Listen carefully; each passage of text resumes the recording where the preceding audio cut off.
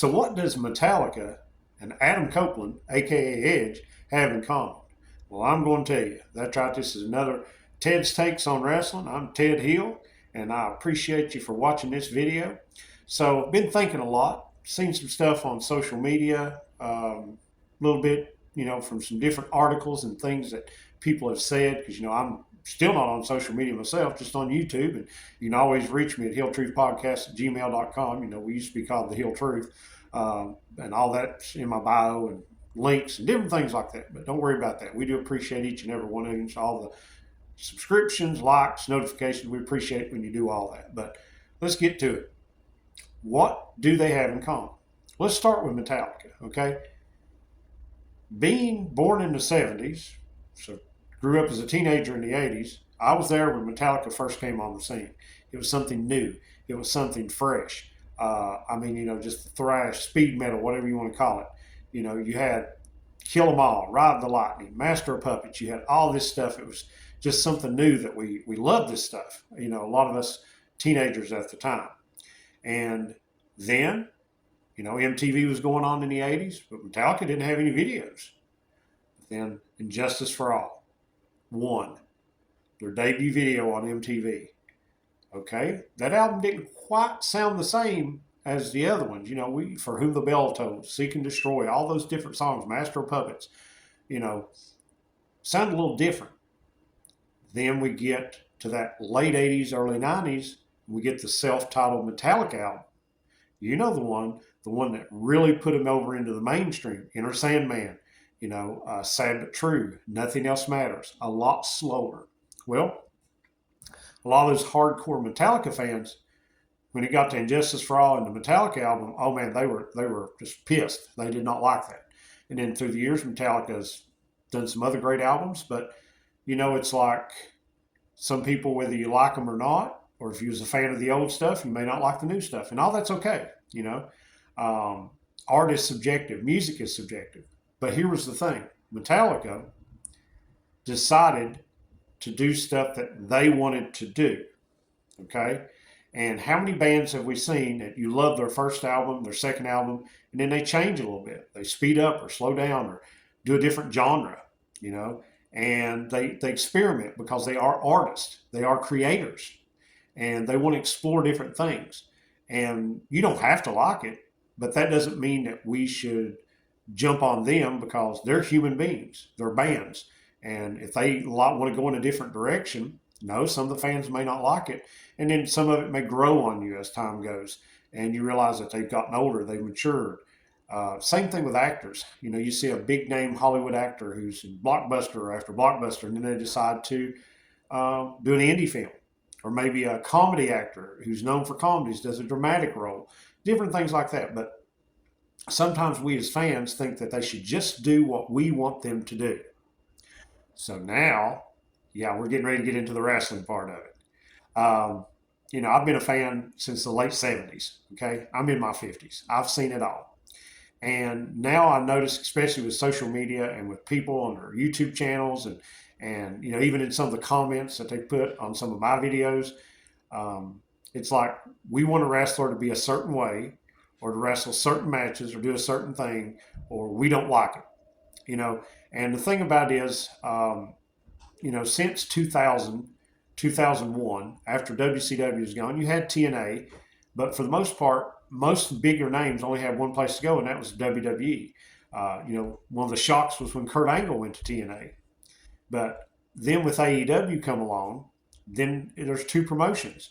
You also had New Japan rise up in the 2010s through there, and people had another viable option. And people get upset when certain wrestlers go to different companies or do different things. And they are human beings, and we don't know everything that goes on behind the scenes. Sometimes it might just be money, or sometimes it might be something personal that they want to get. Like we've had here recently, some people jumping back and forth.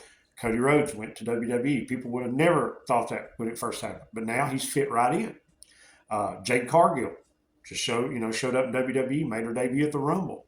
Andrade goes back to WWE, which makes sense.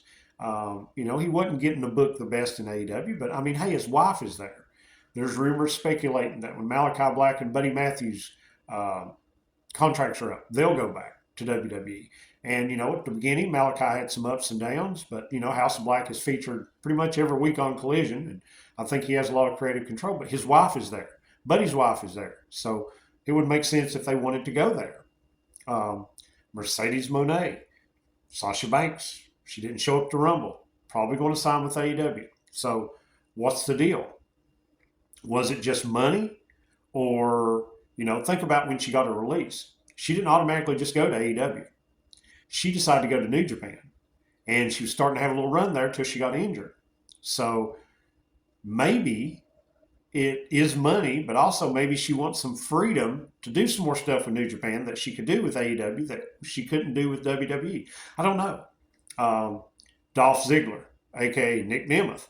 If you haven't listened to a recent interview, he was on Chris Jericho's podcast. And I didn't know this. I thought they just released him. But comes to find out, he asked for his release. And then they ended up releasing him.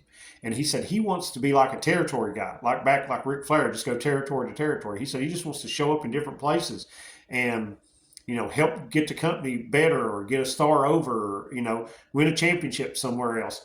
And, that is great. I think that's fine. So why is it when a wrestler goes to these different companies and there's personal decisions, we get all upset? Because we're fans, because we're the ones who watch the TV show and we pay for the live events and we think that because we pay money, they should do everything that we want them to do. Well, wake up time.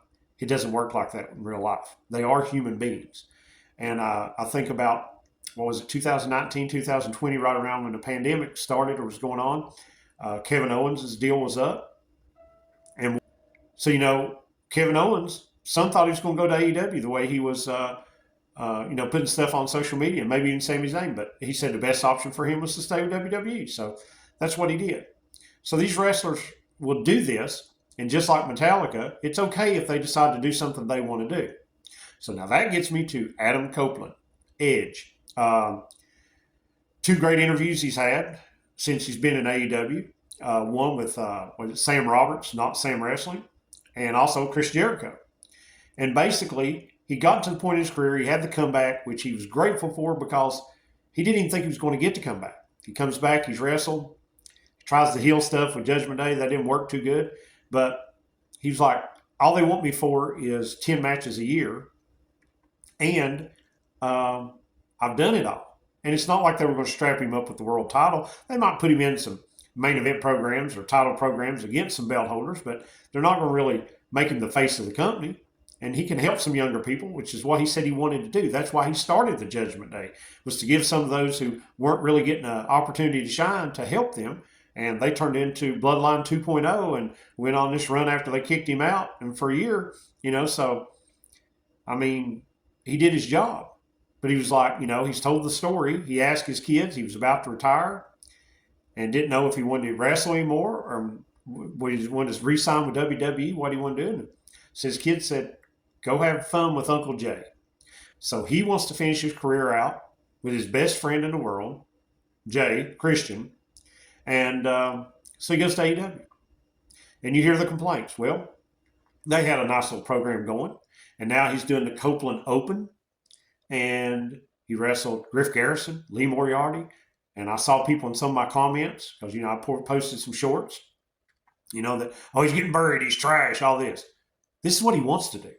He's mentioned in interviews about wrestling these young people and giving them a chance. So we know in AEW that the creative wrestlers do have a lot more say, and they pitch ideas to Tony Khan, and sometimes he lets them go with it. And with a veteran like Copeland, Edge, I'm sure he's going to let him do it. If he says, hey, I want to wrestle Griff Garrison. So we're always blaming the company. We're always blaming the booking, but we don't know what the wrestler wants to do. So if he wants to wrestle Griff Garrison to see what he's got, give him some shine, then it's up to Tony Khan to push Griff, which I know Griff's been on Ring of Honor, but think about Lee Moriarty. He done the open challenge with him. Now, Lee Moriarty's went on and wrestled Moxley, and then him and Shane Taylor has wrestled Moxley and Claudio. So he's gotten a lot of TV time out of this. And we can see him grow and maybe get some more opportunities. And then Copeland with Minoru Suzuki. Okay. Well, why would he want to do that?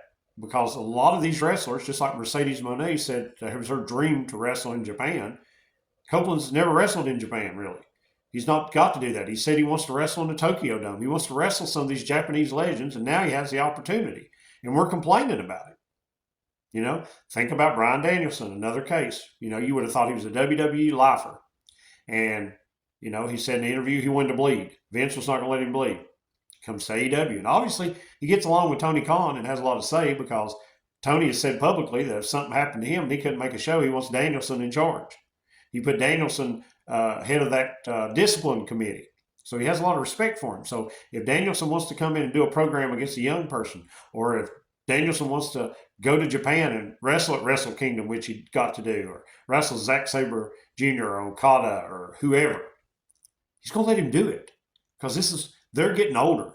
Copeland and Danielson are getting older. They know they don't have many years left. So if Tony Khan's going to allow them to wrestle some of these people that they've seen in the past and looked up to and thought they would never get to step in the ring, who are we to judge that? I mean, we can critique the match. We can say, oh, it wasn't a very good match. They didn't have good chemistry. But why are we saying that they're trash? Or why are we saying that they're washed up or not washed up? That's not the right word. But why are we saying they're buried, they're done? Because it's something they want to do? Again, go back to Metallica. You know, after those first 3 albums, you know, think about how their music changed. And they've still been successful and they've done what they wanted to do. And there comes a point as you mature, because a lot of these people that after you put something in my comments or I see it in some other videos comments and I look on your channel, yes, I'm going to go ahead and say it. You're young and you're maybe a little immature and don't realize what life is really about. After you grow up, you'll realize that as you get older, things change. And as these wrestlers, they have to wrestle different. They can't do the same things. Think about CM Punk, got injured again at the Rumble. Why? Because he's older. He can't be the CM Punk of 2011. He can cut the promos. He can do that. But in ring, he's not going to be able to do the same thing that he done back then. It's just like Sting. He's in his 60s, but we've had a great run with him. We're getting ready to finish his thing up. You know, that was the thing about Sting. Well, why was the Young Bucks his last match? They should have had this or they should have had that. It was Sting's choice. And he chose the Young Bucks. And he chose a tag match. So why can't we respect him for what he wants to do and try to just give a great match and have one of those Sting party matches where he's going through a table or going through something? I'm sure with it being his last match and him and Darby in there, they'll be through some tables or maybe a ladder. There'll be some crazy spots. So why can't we just enjoy it instead of trying to tell Sting how to live his life? Or trying to tell Adam Copeland, oh, you shouldn't wrestle this person. You know, you should only be wrestling these people. So that's Ted's takes for this week, okay? I just got on a rant because, yeah, I'm an old guy, and I've, you know, changed on a lot of things over the years. And some of these other people, let them be them, okay? Let them wrestle who they want to wrestle. And just when you start thinking about it, go back to Metallica, go back to these actors, go back to people who've done what they wanted to do, because most of these people are Hall of Famers, they're legends, and they deserve it. So until next time, don't make mistakes. Trust Ted Six.